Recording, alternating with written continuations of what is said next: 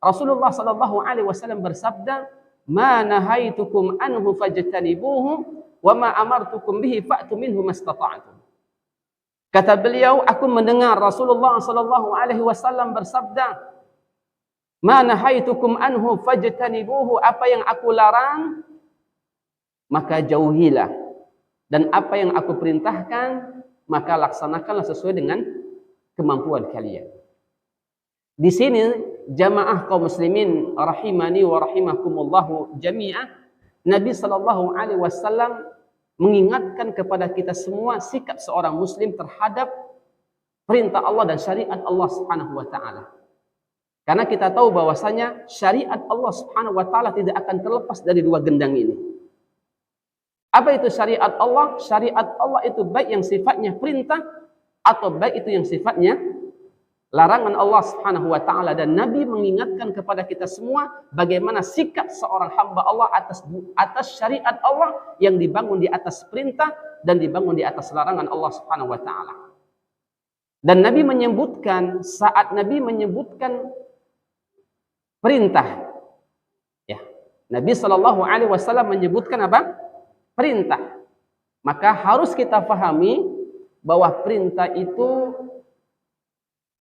pasti mengandung dua maknanya. Perintah itu ada yang sifatnya wajib dan ada yang sifatnya sunnah. Kan gitu Pak ya? Namun kita tahu bahwasanya al-aslu fil amri al-wujub, bahwasanya asal dari yang namanya perintah itu apa Pak? Wajib.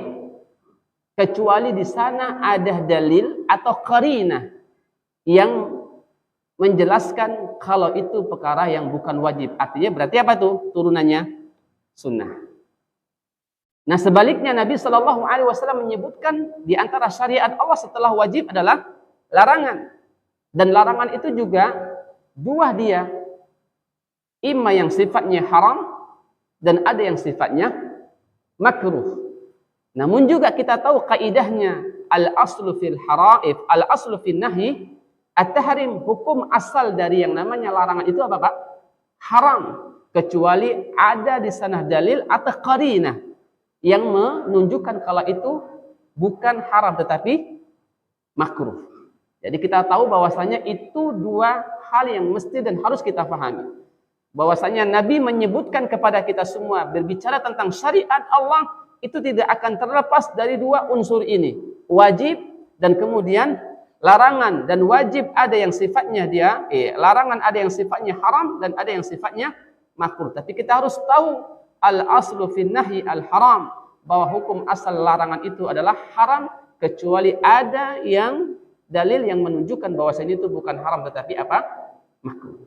Begitu pula perintah itu tidak lepas dari yang namanya wajib dan sunnah.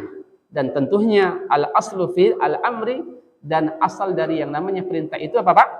Wajib, kecuali di sana ada sesuatu yang ada dalil yang menjelaskan kalau itu bukan wajib tetapi perkara sunnah. Jadi dua hal itu. Nah di sini yang kedua, Nabi Shallallahu Alaihi Wasallam tidak hanya menyebutkan dua hal ini saja, maksudnya larangan kemudian perintah, tetapi Nabi Shallallahu Alaihi Wasallam menyebutkan sikap bagaimana saat kita menghadapi dua perkara ini dalam syariat, baik yang wajib maupun baik yang perintah maupun larangan. Dan Nabi Shallallahu Alaihi Wasallam di hadis yang mulia ini menyebutkan terlebih dahulu larangan daripada perintah. Apa kata Abu Hurairah? Qala sami'tu Rasulullah Shallallahu Alaihi Wasallam yaqul, Nabi mengatakan, "Ma nahaitukum anhu fajtanibuhu wa ma amartukum bihi fa'tu minhu mastata'tum." Nabi mendahulukan larangan daripada perintah.